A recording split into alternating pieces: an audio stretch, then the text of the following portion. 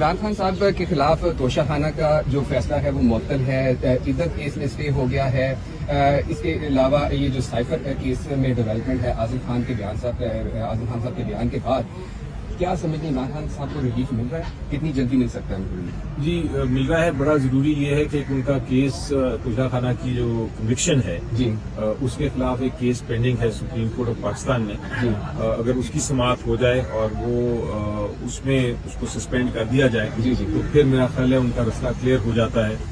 وہ الیکشن میں بھی حصہ لے سکیں گے اور وہ باہر بھی آ جائیں گے. تو ایشو یہ نہیں ہے کہ الیکشن ہوا کہ نہیں، الیکشن تو ہوا تھا. جی جی سب سے ضروری چیز یہ ہے کہ الیکشن کمیشن آف پاکستان نے خود مانا جی کہ الیکشن ہوا تھا. جی جی یہ تو سپریم کورٹ نے آ کے کہا نا کہ الیکشن نہیں ہوا، اور سپریم کورٹ نے بھی اس لیے نہیں کہا کہ الیکشن، انہوں نے یہ نہیں کہا کہ الیکشن نہیں ہوا.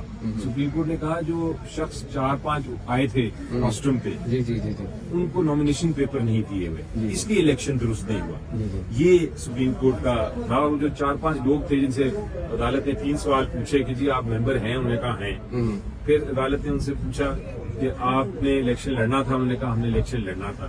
پھر ان سے پوچھا کہ آپ کو رنجش کیا ہے، انہوں نے کہا رنجش یہ ہے کہ ہمیں نامینیشن پیپرز نہیں ملے.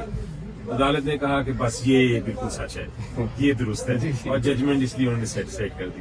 تو یہ سب نے دیکھا، اور اسی لیے میں کہہ رہا ہوں کہ ہمیں ریویو فائل کرنا ہے اور جلدی. اچھا، فواد چودھری صاحب نے سر بائیکاٹ کر دیا الیکشن کا، آپ کیا سمجھتے ہیں، جسٹیفائڈ ہے؟